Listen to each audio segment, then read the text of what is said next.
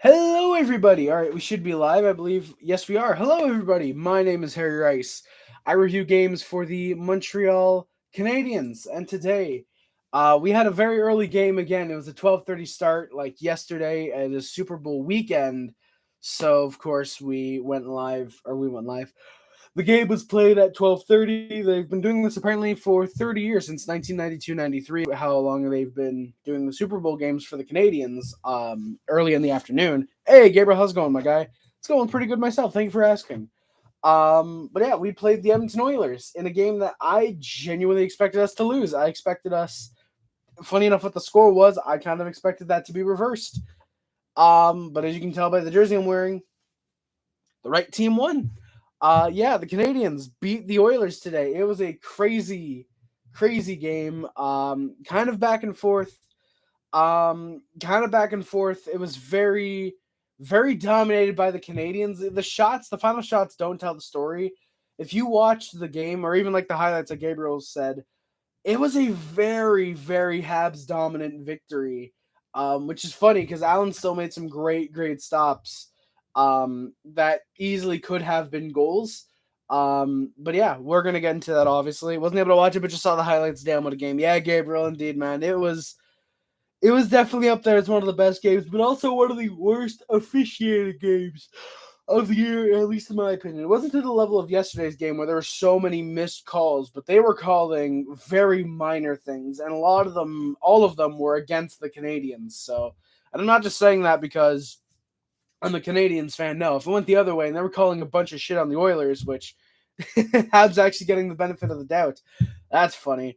Then yeah, I would have said something as well. But yeah, we found something in Rafael Harvey-Pinard. Yes, we did, Gabriel. We absolutely did, man. Now, I'm not expecting him to pan out to be a 60-point player or be 70 points in 82 games, which is I think is what he's on pace for. Um, Let me look up. I don't know if they're gonna have it on Elite Prospects what he's on pace for. They might. I doubt they would. Okay, he is on pace to play 38 games with 24 goals and 4 points. I'm not expecting that. Even over a full, that's like 78, 79 points. I'm not expecting that. I'm expecting him to turn to a pretty good 50-point scorer, very much like a Brendan Gallagher esque, except he doesn't get hurt as much. Hopefully, yeah.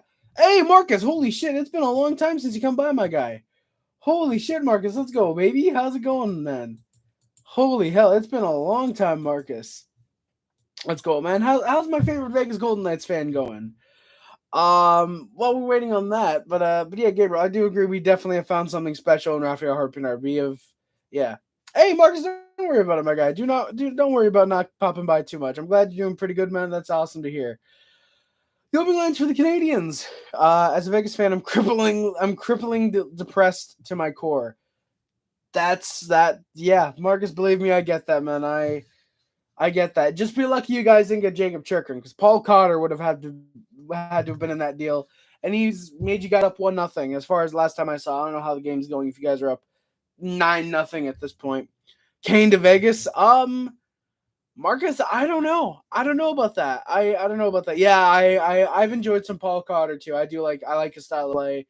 I like what I've seen out of him so far. I like Paul Cotter. Yeah. But Kane to Vegas, I don't know about that, Marcus. I can see it. It's still 1-0. Okay, yeah. I don't know how early you guys scored, but I saw the game was like 2:40 in, and it was already 1-0. So I was like, oh, okay. I won't keep tabs on that game because it's already over, basically. But somehow Ducks are gonna win it 7-1 because I said that. I'm sorry. But yeah, no, Kane to Vegas. You definitely would have to clear cap, which is where I could maybe see like a John Marchessault or I was gonna say Alec Martinez. You guys already got rid of him. Where I could see someone like a Marchessault getting attached for cap reasons. Chicago probably would want to retain 50%. Um, but I could see Vegas getting Kane if they're willing to part with one of the Vegas originals. But otherwise, I genuinely still see Kane going to Buffalo. I still see that. We have Stone on LTIR and Martinez still here. Fucking Stone's on LTIR again? Stone's how often does that dude get injured? Martinez is still there? Wait, what? I thought you guys moved him. What the hell? That's weird. All right. Thank you for letting me know though. But the opening lines for the Canadians. He's done for the season. Oh, how is he back surgery? Oh, okay, that is best of luck to him because holy shit, that's not too fun. That's not too good. Best of luck to Mark Stone. But the opening lines for the Canadians this game were Harvey-Pinard, Suzuki Anderson, Dadonov, Dak, Hoffman, Pitlick, Dvorak, Drouin, and Pezzetta, Belzile, Ulinen. I'm sorry, I got that wrong. Drouin was actually on the left wing. Armia was back in the lineup tonight. Pitlick was a healthy scratch. Sorry, I gotta get the Oilers lines as well because I didn't even realize I got those wrong too. Matheson Barron, Jack Savard, and Harris Kopacevich were the blue line. Jake Allen gets the start net because, duh, Montembeault backs him up because he played yesterday. We're not going to play either goaltender back-to-back nights. That's not good. So Jake Allen obviously gets the start tonight. He played pretty damn good if you ask me too. Moving lines for the Oilers were Draisaitl, McDavid, Hyman. Wait, what? Okay, sorry. Draisaitl, McDavid, Kane, Janmark, Nugent Hopkins, Hyman. They have Hyman listed twice. Holloway, McLeod, Ryan, and Fogel and Puliarvi. Nurse, CC, Kulak. Nurse and CC, Kulak, Barry, Desharnais, Bouchard, and Broberg were the blue line. So they went with the the Canadians' patented 11 forwards, 7D setup. Stuart Skinner gets the start. Stuart Skinner gets the start, and Jack Campbell backs him up because he's been shit. That's the best way to put it. Jack Campbell's been shit. He's good. We give future considerations or Martinez. Oh, can we have Harvey-Pinard? He's been such a good underrated player, and he's young. Marcus Hunt. I'd rather get a first round pick for Rafael Harvey-Pinard if you don't mind. I'd much rather get at least a first round pick. But we're not giving up. We're not giving up Harvey-Pinard. Before the game, people were talking about Dubois like the past couple days. Wait for him to free agency. If you can only trade like a 4th or a 5th round pick, then that's fine. Winnipeg doesn't know value anyways. They gave us Yoel Armia for taking on Steve Mason. Yeah. That was a fun trade. But yeah, I would just wait for Dubois in free agency unless it's a deal where it's like, hey, Montreal, just get him, give us a 6th round pick, whatever, something like that. Say in the summertime when his contract is up after this year. Otherwise if it's not something super small or a contract dump, like say Paul Byron for LTIR, because I don't think Paul Byron's unfortunately ever going to play again. Rip Paul Byron's career. Then yeah, unless it's something like that, then just wait for Dubois in the offseason next year. Or not this coming season, but after next season when he's UFA, and you can just sign him there. Habs pushed early. Doc was found right in the slot. Great chance, but a good save by Stuart Skinner. Habs were really buzzing at this stage. Doc nearly gets found in the paint. Another great opportunity. Habs were really, really pushing, and the Oilers were caught very flat-footed. Then the Habs go to the power play. Drouin, great deking. McDavid hooks him, and he's called for it. Habs go to the power play as a result. Couple looks. Anderson tried to get Suzuki in the circle, but there's nothing. Second unit does push late, but unfortunately no goals. We are 0 for 1 on the power play. McDavid nearly dangles Jack Eye off a puck. Then he boards Savard. No call there. Canadians with pressure. We were taking it to them. We were really taking it to the Oilers at this stage. This was really damn solid. Deal or no deal to Montreal. Robin Leonard, Nolan Patrick to Vegas, Mike Hoffman, Rem Pitlick. Leonard's done for the rest of the year, so at that point we're banking on him coming back for one, and B, that we can find a deal for Jake Allen that involves a first round pick. Nolan Patrick's kind of a bust at this point. He's a 4th line guy. I can't see him turning into anything more than a 3rd liner. Hoffman actually has a really good shot, and Pitlick is kind of just a 4th liner. That's no deal because I don't want Robin Leonard on the team knowing that one night he's going to be good and then the next he's going to be complete trash, because that's Robin Leonard is, mostly trash.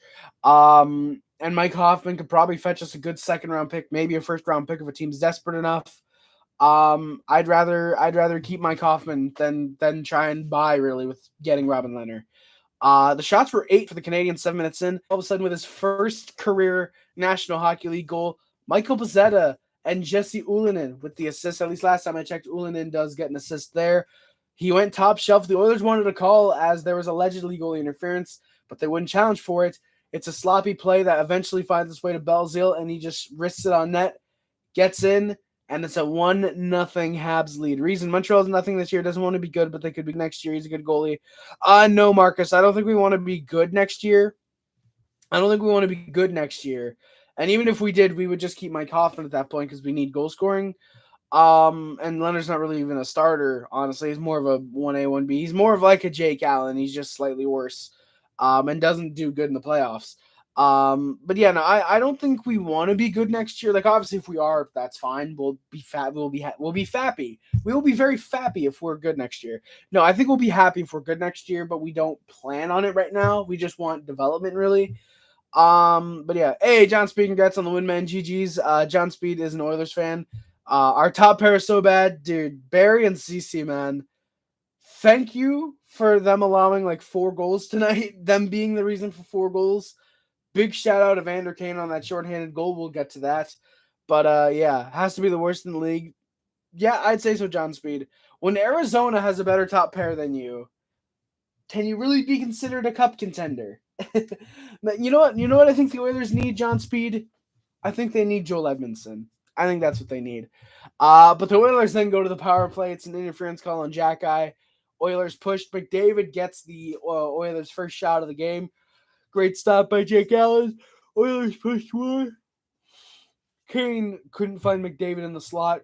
Oilers do get 3 shots on the power play, but no goals. We are 1 for 1 on the PK tonight. That would be the theme of the night, is the Oilers not able to score on the power play. Spoilers. Oilers pushed more. McDavid with a great stop by Allen as he shot into the pads. Habs were not letting McDavid deke and dangle like he usually does. They just were not letting that happen. I wouldn't take Edmonton for let alone be happy with that, but at the same time, I wouldn't take Edmonton for free, let alone anything more than a second. Well, I mean, John Speed, the going rate for a top pairing defenseman like him is currently a first-round pick. So our boys have some chocolate milk. Chocolate milk's good. I also got like 8 bottles of water here because I stay hydrated, boys. Drink water. Drink Pepsi. Canadiens then back the other way. Suzuki's line had a good rush chance. Anderson nearly got a good look. Belzile then looked for his second of the game. Unfortunately, wouldn't find it, but I thought Belzile had a good game. Vincent Desharnais, I had to point out, I thought he looked really good in the first period. I liked the defensive play. I thought he had a very good mind on him. The kid, he got a couple good shots on net. He played very well. I liked Vincent Desharnais. I'd argue, aside from McDavid and Draisaitl, he was maybe the most notable Oiler on the ice today. I liked Vincent Desharnais. I thought he looked good. Canadiens then pushed. Really solid first period for them at this stage. They were really taking it to Edmonton. Good chance after good chance after good chance. But the Habs go back to the PK. It is Dadonov called for interference. Can you help me with my NHL 23 custom roster? What overall potential is Arbor Xhekaj, Marcus Hunt?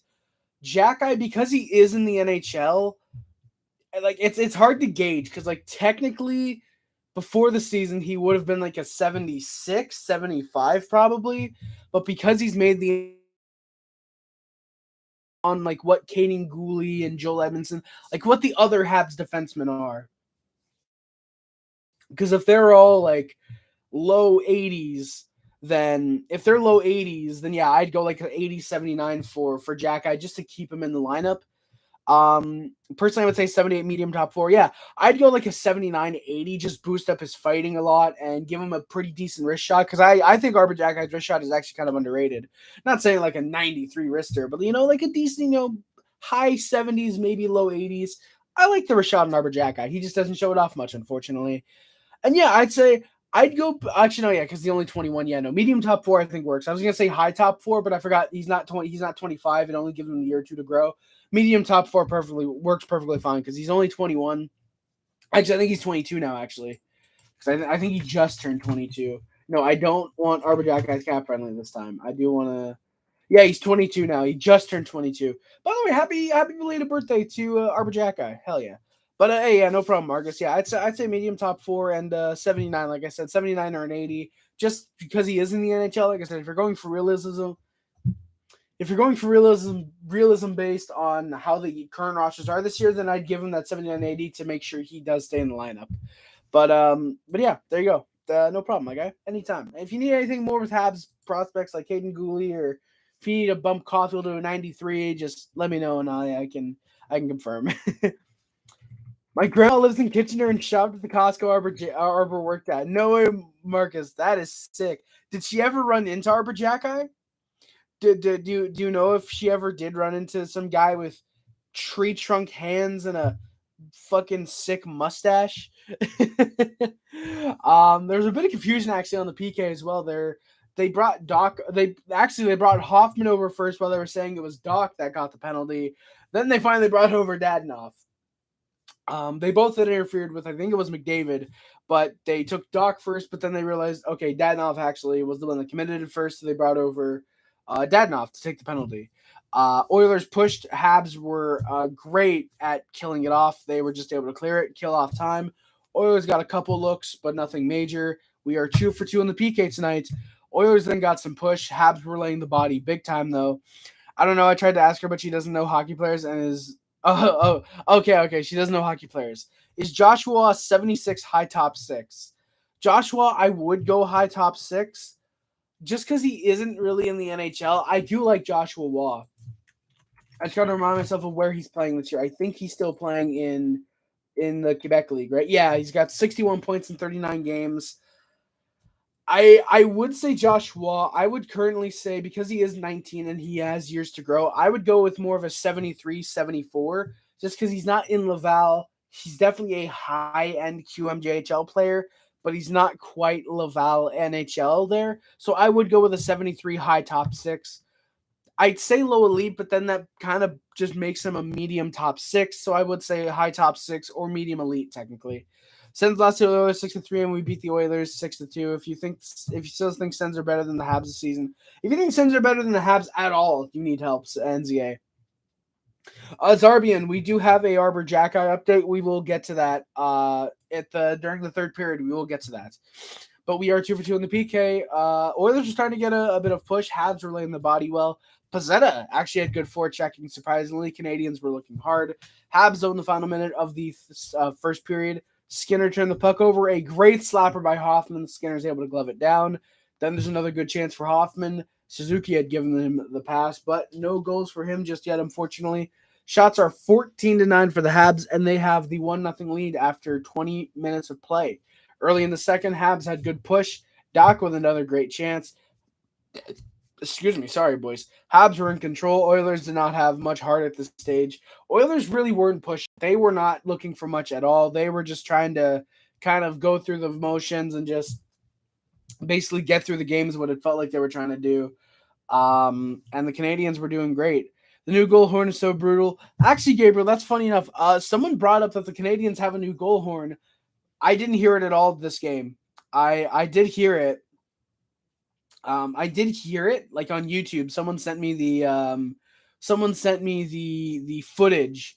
Lucas sent me the one of my viewers, Lucas, sent me the video of what the new goal horn sounds like. I can hear it with the headphones or the earbuds, and I hate it. I don't like the new goal horn at all. I don't like they added that second horn. But during the game, I didn't hear it at all. I'd hear the goal horn, obviously, but I just hear the one. I don't hear the double goal horn. I don't hear that at all. But yeah, Gabriel, I don't like the new goal horn either. Zarbian, depends on who you ask. To some people, I am. Bro, imagine if the Oilers actually trade for Karlsson. Bro, if they trade for Erik Karlsson, that is... Jesus. You can hear they added a new layer to it, exactly. When he went in January versus the Leafs, I thought it was crazy. Then I heard a new goal horn, but no, Gabriel. Yeah, I get it. I'm not a big fan of the new goal horn. I just don't like it. I'm not a fan of it. Habs pushed. McDavid's line was out there for 2+ minutes. They were stuck out there, I should say. Real good push for the Canadians. They were trying for shots. They were getting a lot on net. Just like last game with the Islanders, we had at least one really, really good shift like this where we kept one of the top lines out for 2+ minutes. And yeah. Jordan Addy in the chat. Let's go, baby. Jordan fucking Addy. Boys, let's get some Jordan Addy hype in the chat. He's in here. Harry had a great time. Let's go, Addy. Let's go. Hell yeah, man. I'm glad you had a great time. I didn't know you and Kim were going to this game today. I thought you were just going to the one yesterday. That's sick, man. Yeah, the atmosphere in the Bell Center, absolutely. It's just mwah, absolutely insane. Love the atmosphere as well, man. I haven't been to the Bell Center, but obviously just watching on TV, I get a sense of what it is. I'm sure in the building it's even better, but yeah, no, Addy. I'm glad you guys had a great time, and hell yeah, tell Kim I said hi. Tell Kim I said hi, and I hope you're having a great day I hope you have a great time in Montreal, Addy. I don't know if you guys are going back like right now, if you guys are staying for a bit, but have a wonderful time. I'm glad you had a great time so far. And Jack guy with a separated shoulder, yeah, I saw the clip on Twitter that he was pointing to his shoulder, and after he gave that nice big right hand to Desharnais, which we'll get to, we will get to that. But yeah, that if it's a separated shoulder, that's probably out for the rest of the year, unfortunately for Jack guy. And if not, he's a tough son of a bitch wanting to keep playing through that. That is big props to Jack guy. He probably did want to keep playing through it, honestly. He probably was like, no, I can go out, I can play. I hate the pain, but I can go out and play, and the trainers are probably like, no, we already have Caulfield out for the year. We don't want you out for the rest of the year too. So yeah, we will get to that, what caused the separated shoulder. But thank you, Addy. I appreciate you letting me know that it was a separated shoulder. Harry, who do you expect to leave the team at the deadline? Gabriel. Edmondson, I think, is all but a guarantee. If he can come back and play a couple games before the deadline, I think it's all but a guarantee that Edmondson goes at the deadline. I got to look at our lines right now. Actually, no, I can just look at the stats, the final stats. Hoffman, I think, is all but a guarantee to go at this point. He's all of a sudden got 21 points on the year. He's on pace for a 20-goal season. If he plays the whole year, I think a team might look at that and what he's been doing, especially recently, and think, hey, damn, he's not been too bad. Let's go out and get him. And I could see Hoffman going for maybe a second, third round pick. I could see a team taking a chance on him. Dadonov, if you retain salary, I think a team would definitely go in on him. He's got 16 points. He's been very quietly having a fairly good depth role season. I think a team would deal a third or fourth round pick to get him. So again, Edmondson. Anderson, I could see a team trading that first and a prospect that we want for Josh Anderson. I don't know if we do. He was a bit quiet tonight, I thought. There was one scrum that he got involved with that I noticed him, but a lot of the time he just kind of seemed to be kind of coasting and riding the wave, basically. I could see us dealing Anderson, but I wouldn't be surprised if we try and leave that for more of an off-season deal. But I would say it's a 50-50 chance right now if Anderson gets moved. People have been mentioning David Savard recently. I don't think Savard gets moved. I've actually been a proponent of both Savard and Monahan staying through at least this year. I would love to re-sign Monahan. I've said the only way I want us to trade Monahan is if we deal him and then re-sign him in the offseason. I really like Sean Monahan. I think Sean Monahan. First he's Monahan, now he's Monahab, now he's Monahan apparently. But I've mentioned that I really like Sean Monahan. Sean Monahan, there we go. I've mentioned I really like Sean Monahan. I like him as a good second, third line center option. He'd probably have to be more of a third line center unless he moves to the wing, with Kirby Dach being a really solid second line option for us right now. And I've said, like I said, I wouldn't want to move Monahan unless it's say, hey, we'll trade you and then we'll re-sign you in free agency, which you don't see that often, but hopefully if we do trade him, it's a situation like that in the summer. So yeah, I see Hoffman, Anderson, Dadonov, Edmondson moving in the trade deadline. Anderson, it's a potentially a move for him. I don't know if we move Armia. I've seen people talking about potentially moving Yoel Armia. I would think maybe there's a team that maybe like in Arizona, like, hey, we'll give you a 5th round pick for Armia. We just want some depth, why not? Weidman, I don't know if Weidman would be moved. I feel like if anything, maybe a 7th round pick or a 6th round pick. Weidman, I know, wanted to be in Montreal, but he's been a healthy scratch recently. Maybe Kovacevic. I mean, Kovacevic is 25, 26, and he probably doesn't really fit into the plans for the Canadiens within the next 2 to 3 years once we start getting more of our prospects in the lineup, like Mayu and Gooley secured a spot, and Barron and Harris are all but guaranteed with Savard. That leaves a spot for Kovacevic, which is probably taken up by Arbor Jacki. So Kovacevic in 2 to 3 years probably isn't going to fit into the Canadiens' depth plans. So I wouldn't be surprised. Or if we move him in the offseason, I wouldn't be surprised to see something like that happen. And yeah, those are kind of the guys that I would see being moved. I don't see Belzile being moved on from. I think he could be used as a good depth option. Harvey-Pinard, obviously, same with him. I think he could be a good third liner for us next year. Then it's just a matter of getting, Caulfield healthy, getting Caden Gooley healthy, Evans healthy, Slavkovsky. Gallagher maybe could get moved, but I don't think a team would take on that contract right now. I feel like if there's a team that does, it's strictly an offseason move once we know how much the cap is going up by this year. If it's $1 million, or if the escrow is actually fully paid off and it moves $4 to $5 million this year.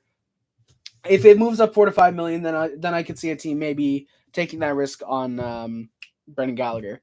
Apparently, we've had interest in Timo Meier. I did hear about that. Would you even want him right now on a rebuilding team? Gabriel, yes and no. I gotta look up Timo Meier's stats of his hockey debuts right there. There it is. He's got 51 points, 30 goals in 53 games. He's a right winger. Could be a good fourth line option. Jesus, I'm so used to fourth line options being available. I think he could be a good first line right winger. He is 26 years old.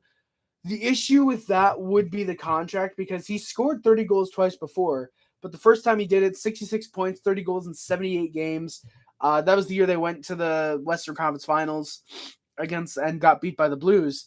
Then he did it again last year with 35 goals, 76 points in 77 games.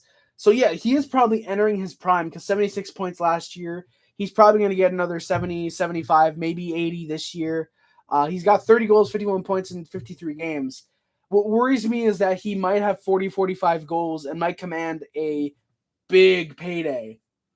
So while he's entering his prime, he probably is a 30, 35 goal scorer and a 70, 75 point scorer. The main issue is, I think, of course, the pay. How much are you going to have to pay Timo Meier? But I think it's also would he click well with Suzuki and Caulfield? Because you ideally would want him on that top line. And he's a guy entering his prime. He could definitely help out Suzuki and Caulfield. Again, it's if he fits there. We saw Drouin and Toffoli fitting in last year, and it just kind of wasn't clicking too much, unfortunately. We tried Drouin on that top line, I want to say, a couple times this year, and it just wasn't working like it used to. So it's I think it's more of a thing, like I said, if Timo Meier doesn't fit on that top line, can we really play him on the second line? It's more of a thing like that. I know Bedard is the guy to get, but if the Habs don't get the first overall pick, who do you draft? Shazzy boy, I've really been high on Matvei Mishkov. I think Dalibor Dvorsky would be a great player to pick up. I'm really high on those two guys. I got to look up who else is in this draft class. I know people have been really high on Leo Carlson. I like Leo Carlson. I could see him being pretty good. I like Carlson. Will Smith. I know people are memeing about Will Smith. I like Will Smith as a third line option. I see him being Edward Sale. I really like Edward Sale. The issue is then you have Jan Isak, Owen Beck, Sean Farrell, Joshua, who all can play left wing, along with Joris Savkovsky. So Sale either has to try and move to the right wing, or Mishak plays the secondary position at center. I believe it's Sean Farrell who can also play the right wing. So you might want to move him there. But I feel like you do want to try and focus on maybe a center like Dalibor Dvorsky or Connor Bedard, obviously. Leo Carlson. Like, a lot of the top guys can be a center. Matvei Mishkov, though, is the guy that I really, really want as a Montreal Canadien, And that's the good thing for us. He is apparently now being projected to fall hard. He is currently projected 4th overall. But people are saying there's a good chance that he might fall hard. He might really fall, which I could see that being the case. Just because, the Russia situation going on and everything with him, there's a good chance he falls. And I think if he's at 13 or 12, wherever Florida's pick ends up being, if it doesn't win the lottery, which at this point I'm kind of hoping it doesn't. If he's available at 12 or 13, you go Matvei Mishkov, because I still see Mishkov being a great 50, 60 goal scorer when he comes over to the NHL. A career 40, 50 goal scorer with a career year of 60 goals. I see him being that. I love Matvei Mishkov. I would love to have him in Montreal, to have Caulfield on one line and Mishkov on the other, more than likely. That would be incredible. And even more, if we somehow don't pick him and he's still there in the second round, which will not happen, I can't see a situation where Michkov I cannot see a situation where Mishkov is dropping all the way to the second round. But if that somehow happens, I'd love for us to go from there. But yeah, the guys I would go for, Brendan Yeager too. I like Brendan Yeager. I would go for Matthew Mishkov, Dalibor Dvorsky, or Edward Sal. Edward Sal, apparently his name is. I thought it was Edward Sale. I'm going to call him Sale because that's just cooler. Those are the three guys that I would go for that you could realistically get. Yeah, that's what I would go. Zarbian, it's an early game today because the Super Bowl's on today, and the NHL doesn't really want to compete with the Super Bowl for ratings, so that's why they always have early games.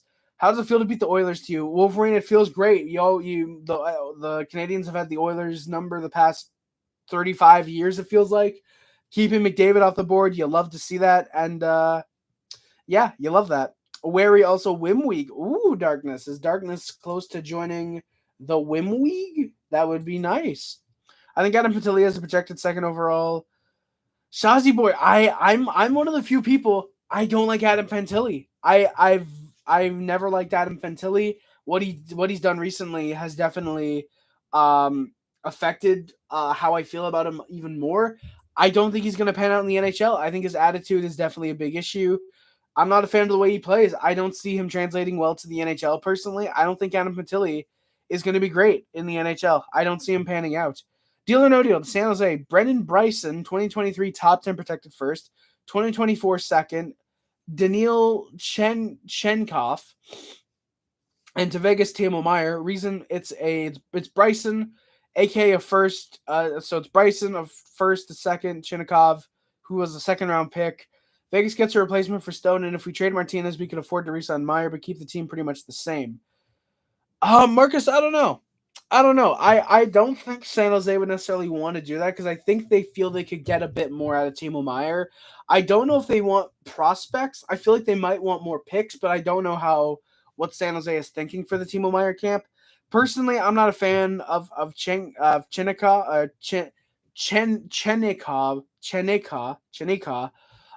Brendan Bryson, I like him. I like him, but at the same time, I feel like I would rather want a bit more solid value out of that. Like top 10 protected first, you're gonna want an unprotected first. I think out of a team, you're gonna want 2 seconds, maybe even 2 firsts and a second if you can guarantee Meyer will re-sign with you, and then a prospect. So. Yeah, and Marcus, it doesn't matter if it comes down to 2 first, 2 seconds. It doesn't matter where a player was drafted. Nolan Patrick was drafted second overall. Does that mean he has the value of a second overall pick? Not at all. He has the value of fifth, basically. I think Adam Patilli, I just read that. I agree. Michkov is good. Just everyone hates Russians right now, and he's playing so good on his new team. There's so much pressure on him. Yes, Marcus, there's been a lot of pressure on him for sure.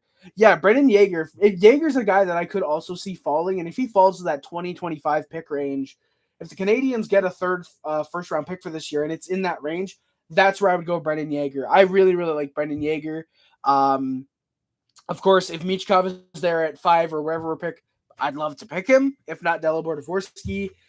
If you know something that the rest of the teams don't about Michkov, then you definitely want to take that risk on him in the second or late first. That'd be a good way to pick him. I think your first pick, you go Dalibor Dvorsky. Second pick, you go Brendan Yeager. And if you can in your third pick, I think that's where you go for Matvei Michkov. Who do the Habs draft for goaltending? Shazzy boy, I don't know. There is a couple guys who are currently projected to go in the first round for goaltending. I know, just looking at this mynhldraft.com, they have Michael Harbrell projected in the late first round. He's 6'6", 201 pounds. He's playing for Omaha in the USHL. I haven't seen much of him. If he's projected to be in the first round, it's obviously going to take him a couple of years to develop, which I don't think will be too bad. I don't think it's going to be too bad.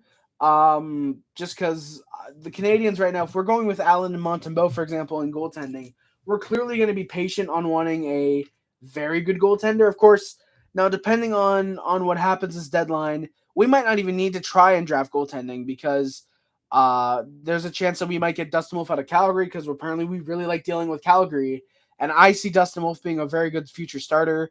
If Buffalo can't sign Devin Levi, I would love to have him in Montreal. I love Devin Levi. I see him being a future top 5 goalie in the NHL. I've said it time and time again. I've said it before.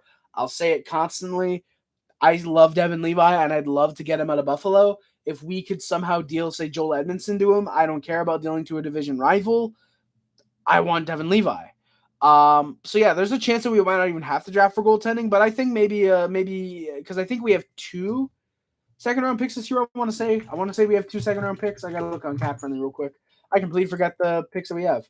Okay, so we just have our second-round pick. After the deadline, there's a chance we might have a second-round pick this year. We might have a second-round pick this year, and if we do, I think we might want to go goaltender with that one. But yeah, like I said, Shawzy boy, I would start asking about drafting a goaltender after the deadline. Just because, like I said, we might not need a goaltender because we might have someone like, say, Dustin Wolf or Levi, or we might have more picks this year that we could end up taking a goaltender. Yeah. What did Fantilli do? Sorry, I'm behind on prospects. Sorry, Wolverine, I just saw that comment. He cross-checked the dude from behind, ended up pushing a referee, and got involved in 2 scrums in like 25 seconds. He was basically playing very, very dirty in a game, and he got suspended for a game for it. It basically seems like he has some temper issues, is my thing.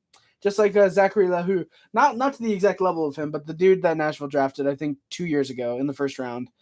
I'm not high on Dvorak. Never take a goalie first round. Darkness, I disagree on both of those. I see Dalibor Dvorak being a very good second line center. And I think if the goalie's worth the talent, you take him in the first round. I think that's why Jesper Wallstedt went in the first round. I still think Sebastian Cossa was a massively horrible move. I'm not a fan of Sebastian Cossa personally. I think Jesper Wallstedt is the much better goaltender, but I would go for a goalie if you get someone like a Wallstedt or a Yaroslav Askarov. If you can get one of those types of guys, or Devin Levi, for example, who was picked in the 7th round, then yeah, no, that's what I would go for in terms of goaltending in the first round. Do you think the Habs should let Slavkovsky play in the 2024 World Juniors, considering he's still technically eligible? Wolverine, I think it's still a bit too early to say, because we're 8 months out from that happening, even being considered, really even being talked about. Right now, it depends on how his second season in the league goes. If he's on point per game pace, which I don't think he will be, not yet at least. I think give him a couple years and he will be, but next season, I don't think he will be. I think he'll be playing good, but not point per game. Then obviously you don't let him play if he's point per game. If he's struggling and he has, I don't know, say 8 points in 30-something games, if he's not somehow sent down by then definitely let him go. If he's kind of middling, like he has about 25 points, or actually takes place about 40 games, and say roughly 20 points in 40 games, it depends if he's hot or cold at that time. If he's cold, then you let him go. If he's hot, then you don't let him go. But I think it all depends on the context, situation, and how Slavkovsky is playing overall in the National Hockey League. Or if he's even in the National Hockey League, if he's not back in the AHL at that point. All right, we should probably get back to the Canadiens game. All right. So yeah, the Habs kept McDavid out there for 2+ minutes, and we scored. Jordan Harris gets his 2nd goal of the year. Dadonov and Kovacevic sets it up. He's near the goal line. What a great shot. Very Milan Hajduk-esque, as the commentator said. Great goal for the 2-0 Habs lead. Harris just on a really nice angle. Very solid. Love seeing that out of a defenseman like him. Love seeing the confidence there. Draisaitl was then held up by David Savard. He cries to the refs. Habs then go to the power play. Ceci gets called for hooking. Drouin's 2nd drawn penalty tonight. That's cool to see. Oilers were able to clear it first. Habs get some momentum. And we score with 6 seconds left. Anderson gets his 15th of the year from Dadonov and Drouin. It's a 3-0 Habs lead. Really solid. You love to see Anderson upping his trade value like that. We are 1 for 3 on the power play tonight. Fantilli might have grit in his game, but like you said, he might have temper problems, which could affect the locker room, which I understand why you wouldn't want him. Exactly, Wolverine. Like Marty St. Louis and Ken Hughes and Jeff Gordon, they're clearly all about trying to build a great locker room, a team that wants to support each other. A team that supports each other, a team that really plays hard, plays physically, can score, can play make, can do everything right. That's what we're trying to build. And Fantilli, while he might, like you said, might have a bit of grit in his game, those temper issues are going to hurt him. Those temper issues are going to hurt him if he even has that, So, yeah. Conservative lawyer, how's it going, my guy? Thank you for coming by, my good sir. Alan must be giving McDavid nightmares with all those saves. Give it great night by Alan. Yes, indeed, conservative lawyer. Indeed, a great night for Jake Allen. He played really solid. Funny enough, like I mentioned at the start of the broadcast, for a game that was very much dominated by the Montreal Canadiens, Allen still made some great stops, some great saves. So that's funny. Then we get a scrum in front off, I believe it was the next shift. There's a bit of a scrum in front. There's some penalties coming out of it. At first, it's a penalty call. Then we get some scrums, and it's a fight. Jack and Kane went at it. They were getting called for cross checks. Anderson and Desharnais come in. They're getting called for roughing. Then we got Jack and Desharnais with a fight as Anderson and Kane had squared up. We thought they were going to fight, get a double fight going on. Jack with massive hits for on Desharnais. Unfortunately, one of them just pulls back, hits him, and you can see him grimacing. He goes down. Desharnais pulls him down. Big win by Jack, I would say. But yeah, unfortunately, he just hurt himself. He was pointing to the shoulder. He went to the back. And unfortunately, he would not come out. It does look like it's either a issue with his hand or it is a shoulder issue, which either or would not be that good. Jack and Kane are called for cross-checking. Kane and Anderson for roughing. Jack and Desharnais 5 each for fighting. Pinard is good. Yes, he is Salty Wings and Avs fan. Rafael Harvey-Pinard, man. RHP as we're calling him, man. He's been very, very good for the Canadiens so far. I've liked what we've gotten out of him a lot, and I think it is impossible to put him on not on waivers. He's not waiver eligible, I don't think, this year. It is impossible, I think, to send him back down to the AHL. He has been playing great. Salty Wings, yeah, I see him being a very, very good third line forward. The issue, though, is because you have guys like Sean Farrell, Owen Beck, Josh Waugh, and you have guys like this, Jan Mysak. You have guys like this who are going to be comprising on that second and third line. Harvey-Pinard might be stuck on the fourth line as a Montreal Canadien. Like, he might get that third line role now, but 2 to 3 years from now, when all of our prospects are starting to come up and starting to prove themselves, he might be stuck as a fourth line guy. I see Harvey-Pinard, though, being a good third liner on most teams in the NHL, but he might be stuck on that fourth line in Montreal. Unless he puts up some fucking 50, 60 point seasons like he might be right now. Yeah.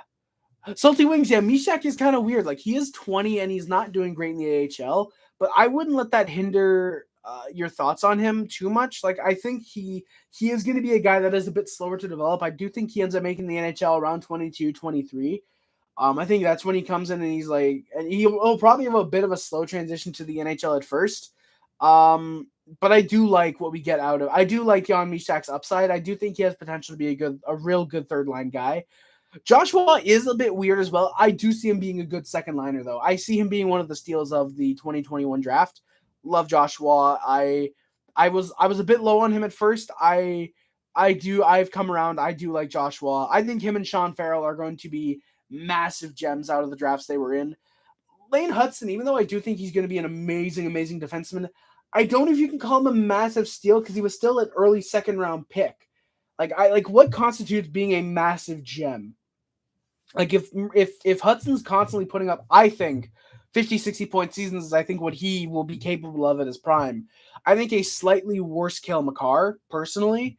But if he's putting up 50, 60 points as a defenseman, does that constitute a massive gem or just that was a really damn good pick by Montreal? I'd say it's borderline. I'd say how many cups Montreal wins in the next 15 years, probably at least 5. No, hopefully at least 2, but yeah. I'm expecting 1 cup in the next 15 years. Hopefully, that'd be really nice. Yeah, I think Mysak and Waugh are going to be just fine. I think those guys are going to be okay. Yeah, basically, yeah, Salty Wings, an upgraded version of Jake Evans. He has better offense than Jake Evans, similar kind of defensive skill, and obviously faceoffs go to Jake Evans because Harvey-Pinard doesn't really take faceoffs. But yeah, basically Salty Wings, basically an upgraded Jake Evans, just on the wing, basically, which you need those guys. You need those defensively minded guys who can put the puck in the back of the net, but are very good defensively, like Jake Evans. You know, those are the types of guys that you need in the lineup to eventually win a Stanley Cup. And I think those guys are kind of the unsung heroes of those types of cup runs. Oilers pushed off the next faceoff. McDavid was not able to create too much. Another good stop for Jake Allen. Allen was robbing McDavid all night. Allen, here's the thing, McDavid easily could have had a hat trick tonight. And McDavid tonight had 0 points. We ended McDavid's 15-game point streak and the Oilers' 14-game point streak of getting at least a point in their last 15 games. We ended that tonight. We ended that. The Montreal Canadiens, one of the worst teams in the NHL right now, the 7th worst team, I believe, by the odds. The 7th worst team in the NHL destroyed the Oilers tonight. That was good. Drouin then gets called for hooking. That wasn't great. And then the Oilers score on the power play with a delayed penalty coming up. It looked like Harris guided Hyman into Allen. I'm a bit conflicted on if that's goalie interference or not. But Draisaitl gets his 30th of the year. They're going back to the power play. We are 2 for 3 on the PK. It's a hooking call against Harris. Then it's a 5-on-3. 30 seconds in, Savard is called for hooking McDavid. That was a non-call. And I say it's a non-call not in the sense that it was a penalty that wasn't called. It wasn't a penalty that was called. That sucks to see. And yeah, Oilers with big pressure. Habs are able to clear it out. The Canadiens crowd is loud every time we're able to clear the puck out. We kill them both off. Holy shit, a lucky PK for us. The Oilers should have scored one on that 5-on-3 at the very least. We are 4 for 5 on the PK tonight.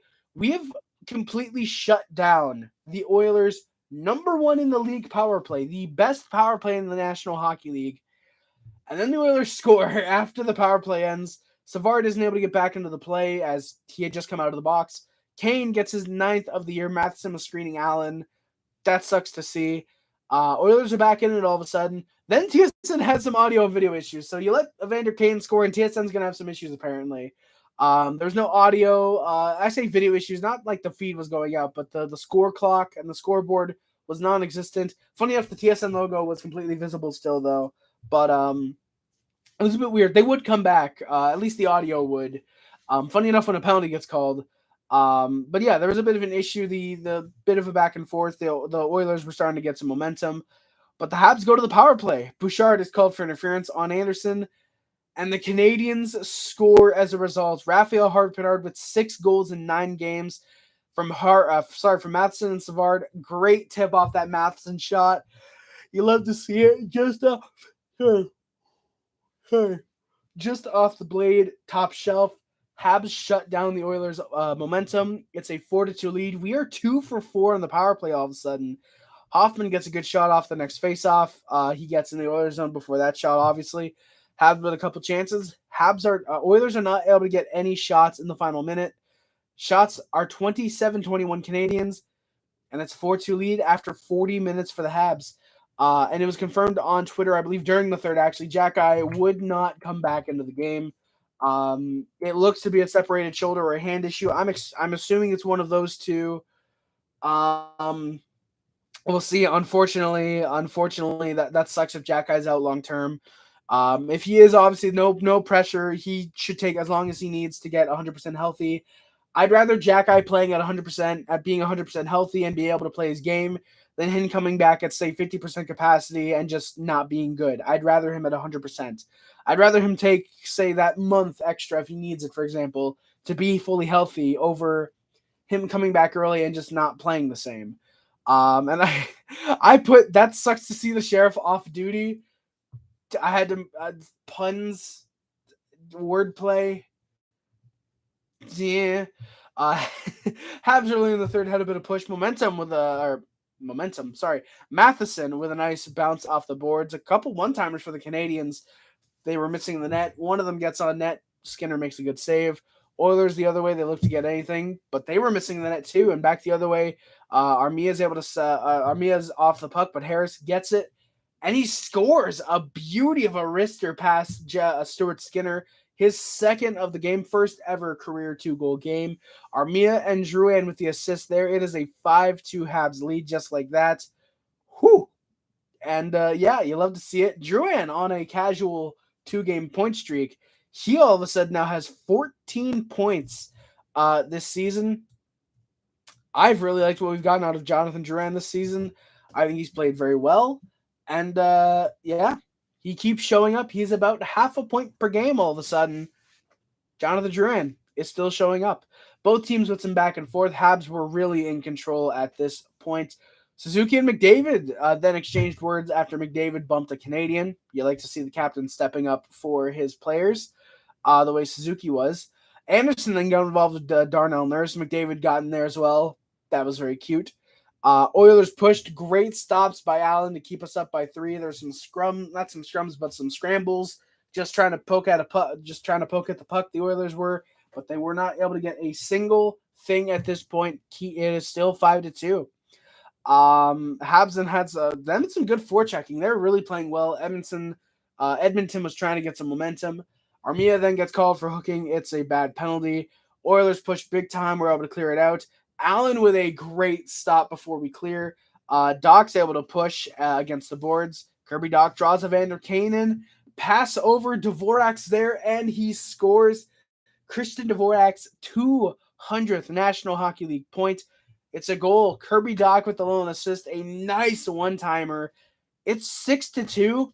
Habs kill the rest of the PK off. We are 5 for 6. Technically, if you will, 1 for 6 because we scored a goal. We are 5 for 6 on the PK tonight. That is genuinely impressive. Then we got the wave. The wave was going around the Bell Center. Edmonton tried to push. Allen was keeping it out. McDavid especially was trying to push. McDavid, I want to say, had 7 or 8 great opportunities here, and he should have scored at least 5 of them. He should have scored. Any other game, and he is getting those chances in the net, but he was not here. He was genuine. He was not. Jake Allen said, you know what? Fuck you, Connor McDavid. You're not getting a single point tonight. We're not even letting you getting an assist. Oilers were looking for just quick, small chances at this point, just kind of quick little passes, try to get it on net, try and look for tips or scrambles. Habs playing good defense, though, to prevent much of that from happening. Habs then looked for another. They wanted the Jordan Harris hat trick. Unfortunately, would not come. Game just kind of wasn't chippy. Both teams are just kind of going through the motions. Foegele had a nice deke around Justin Barron. It's gloved down by Allen. He then got another good chance. Foegele got 2 solid chances in a row. I love seeing Warren Foegele get good opportunities like that. I don't know why.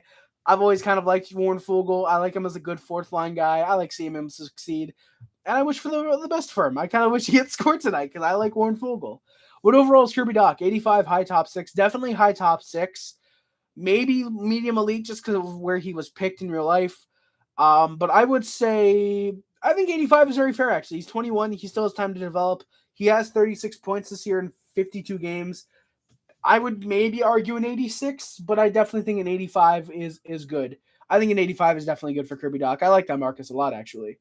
Oilers just didn't really push in the dying minutes. Habs killed time to get the game, to get the win. Habs were chanting, the Habs fans were chanting, "Ole, ole, ole."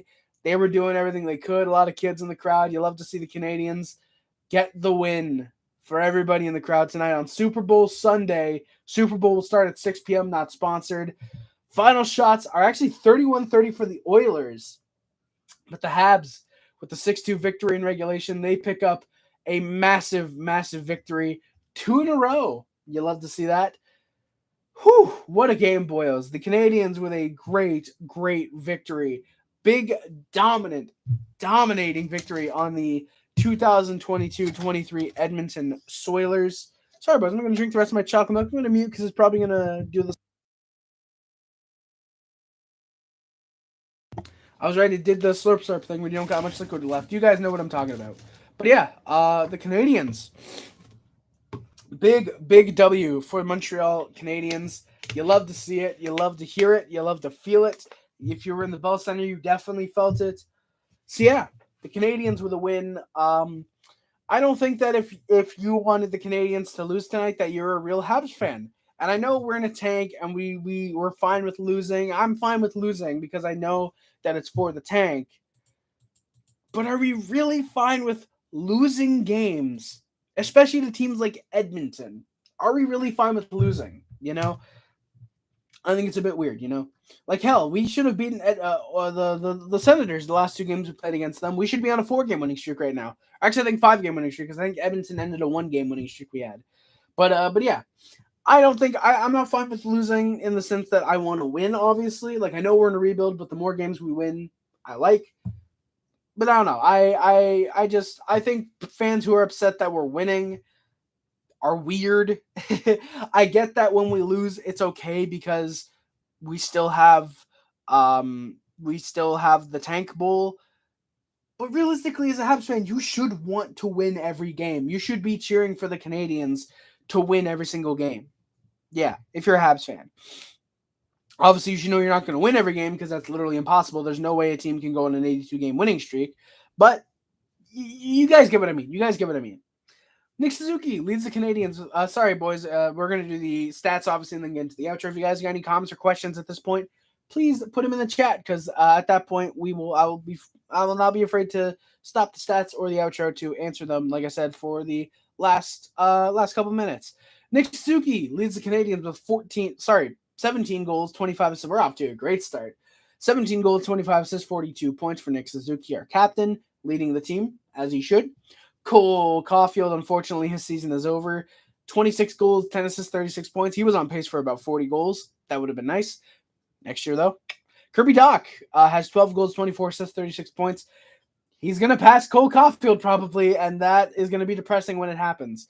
Josh Anderson has 15 goals, 6 assists, 21 points. Mike Hoffman, 9 goals, 12 assists, 21 points. Christian Dvorak with 8 goals, 13 assists, 21 points. Congrats to his 200th point in the National Hockey League. Sean Monahan is unfortunately hurt right now. 6 goals, 11 assists, 17 points. Yevgeny Dadonov, 4 goals, 12 assists, 16 points. Jonathan Drouin with 14 assists. Arbor Jack, I'm not going to say he's hurt yet because who knows? It might just be a game thing. Who knows? 5 goals, 8 assists, 13 points. Jordan Harris with 3 goals, 10 assists, 13 points. Caden Gooley, who's unfortunately hurt right now, 2 goals, 11 assists, 13 points. David Savard, 1 goal, 12 assists, 13 points.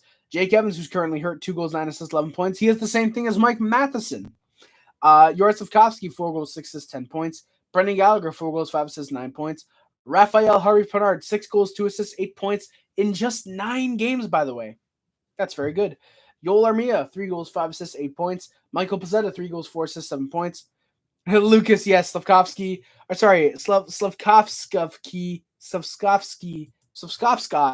bust. I agree. Yes, indeed, definitely. Thank you, my good sir, for coming by. Jonathan Kovacevic, 1 goal, 6 assists. All right, I don't think I did Pezzetta, sorry. Michael Pezzetta, 3 goals, 4 assists, 7 points. Jonathan Kovacevic with 1 goal, 6 assists, 7 points. Yoel Armia, 1 goal, 5 assists, 6 points. Oh, God. Gahal Engurher. Gahal empty net goal as well. Yes, I agree. Lucas, I agree. Gahal empty net goal is a bust as well, definitely. I agree. Thank you, my good sir, for coming by. Rem Pitlick has 3 goals, 2 assists, 5 points. Justin Barron and Alex Belzile each with a goal, 4 assists for 5 points. Chris Weidman has 4 assists. Jesse Ullinen with 3 assists. Anthony Richard with a goal and an assist. He is currently in the AHL. Jake Allen, there we go, with an assist. Arbor Jack, obviously, is the team with 9 big fights with fists. Michael Pezzetta has 4. Caden Gooley, Jake Evans each have 2.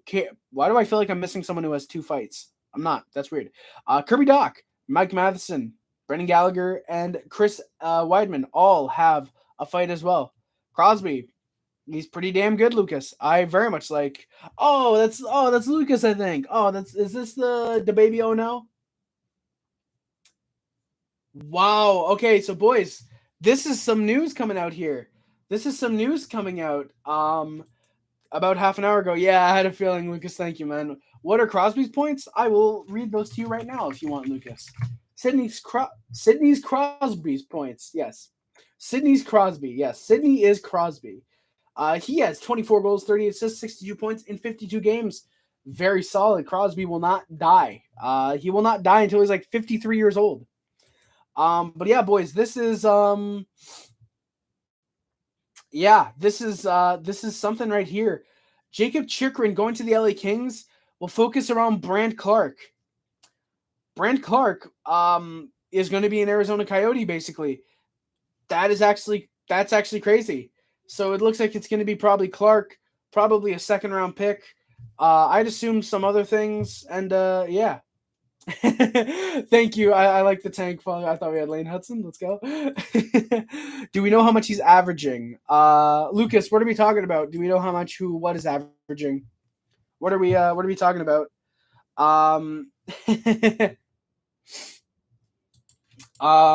Like how many points Chicken got traded? Lucas, it's all but confirmed that he's going to be traded to the LA Kings at this point. There is apparently a 80% chance that it's going to happen. The trade is expected to be announced tomorrow. So, yeah, tomorrow Jacob Chychrun is expected to be a Los Angeles King. That's going to be fun. That's going to be really fun to hear about. And yeah, we'll await the news. I'm obviously not going to do a video because I'm a Canadiens fan, unless he somehow gets traded to the Habs, which will not happen. Yeah. Yeah. Yeah, that sucks. Yeah. Yeah, Lucas. Yeah, I know Pittsburgh probably wanted Jacob Chychrun, but yeah, no. But yeah, what are Canadiens doing? Lucas, Canadiens are going to be selling more than likely. We are probably going to be dealing out guys like Edmondson, Anderson, maybe Monahan, these types of guys. Yeah, it's going to be more of a selling guy. Get Jordan out of here, motherfucker. Paid $7 million, dude. He's getting paid $5.5 million. He's half a point per game, my guy. He's half a point per game. Sorry, boys. I'm just trolling right now. I'm trolling on Twitter. But yeah, no, I like Drouin. I think he's a good depth guy at this point. Definitely overpaid, but yeah, it's not too bad. I actually like him. I like Jonathan Drouin. I do like Drouin. So yeah, guys, that is going to do it for today's stream. Sorry, excuse me, Boyos. Thank you, guys. Hey, Lucas, how's it going, man? How's it going, Lucas? Thank you for coming by, my good sir. Much appreciated to see you hanging around the stream. How's it going? Yeah, entering the season, I would honestly not envision a worse outcome. Team well out of the top 5.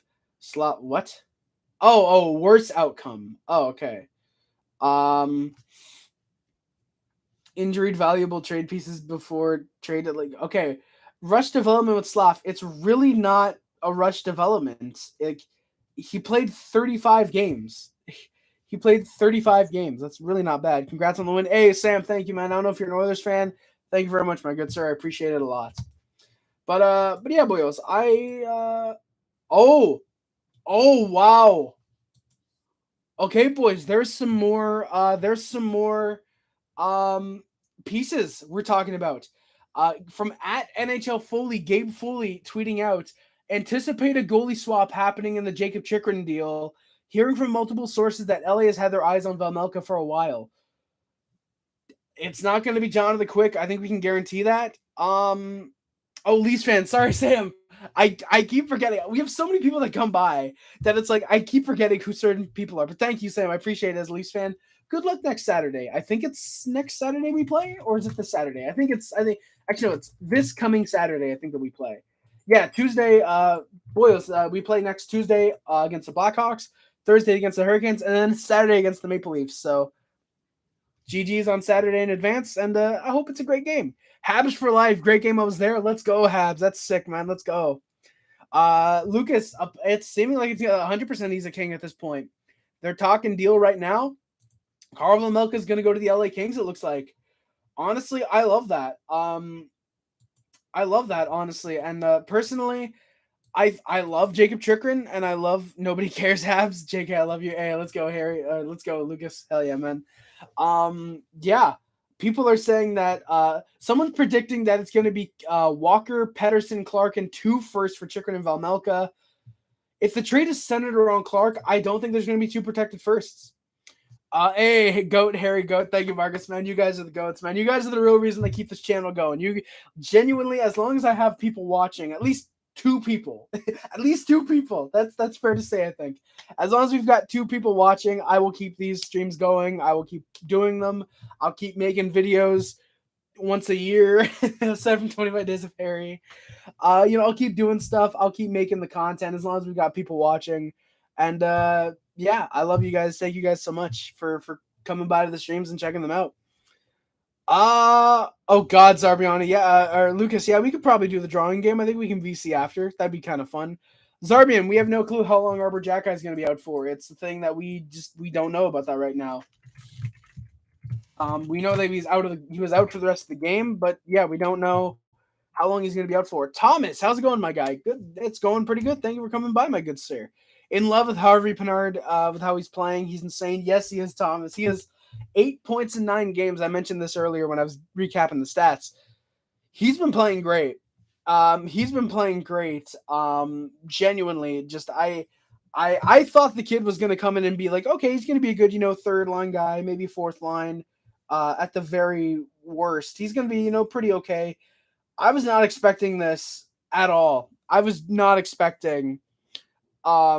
genuinely not expecting. Oh, damn it. I lost out on getting a Max Reinhart. Never mind. That was $3 for a Max Reinhart. I'm glad I didn't spend. But yeah, I've been really enjoying Rafael Harvey-Pinard, how he's been playing. I was not expecting him to be almost point per game. I was expecting, okay, probably 3 points, 9 games, something like that. I was not expecting the run that he's been on. He's on pace for now. I think it's 35 points in 38 games. Genuinely, that's just mind-blowing, genuinely insane. Pinard, I've loved the way he's been playing. Even on the back check, he's been great. Defensively, I've really liked him. Offensive, of course, he's been really good. He's been very, very keen on getting some tips. He's been really solid. I like the way he's been passing.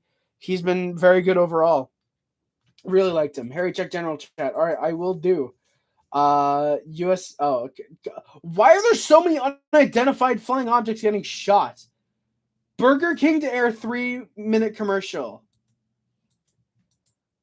God damn it. That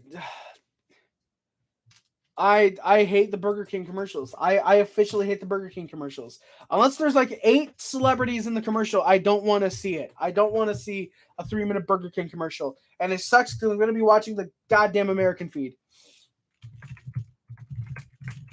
I was replying to a friend of mine. This is like the old streams when I used to reply to people on stream. Harry loves me, so he won't ban me. You're right, Lucas. I won't ban you at all. I won't ban you ever, Lucas. But yeah, boyos. That is gonna do it, I think, for today's stream. Yeah, if you guys want to join the Discord, or sorry, I don't know why I'm talking about the Discord. I'm gonna talk about that in the outro in a second. But yeah, boyos, that is gonna do it for today's stream, I think, guys. Thank you so much for watching.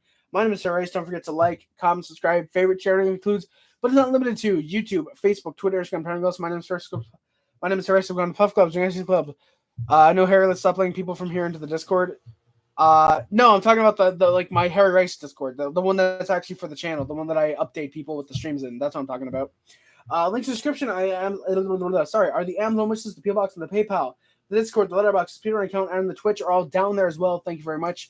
If you guys want notifications, join the Discord because I post every single time I go live and every time I stream. Every time I go live, I post a video. Check out the Discord, link in the description again down there. Thank you guys so much for watching. And my name is Harry, and I am out. Go Habs, go, baby. Or sorry, Ale Montreal. Always remember, no matter how bad we are, how good we are like this year, go Habs, go, baby. Lane Hudson is the next Kel McCarr. Thank you guys again for watching. My name is Harry again, and I'm out. Love you guys. See you guys. Bye, guys. Love you guys. See you guys. Bye, guys. See you guys. Bye. Let's go, baby. Another great stream for us, boy.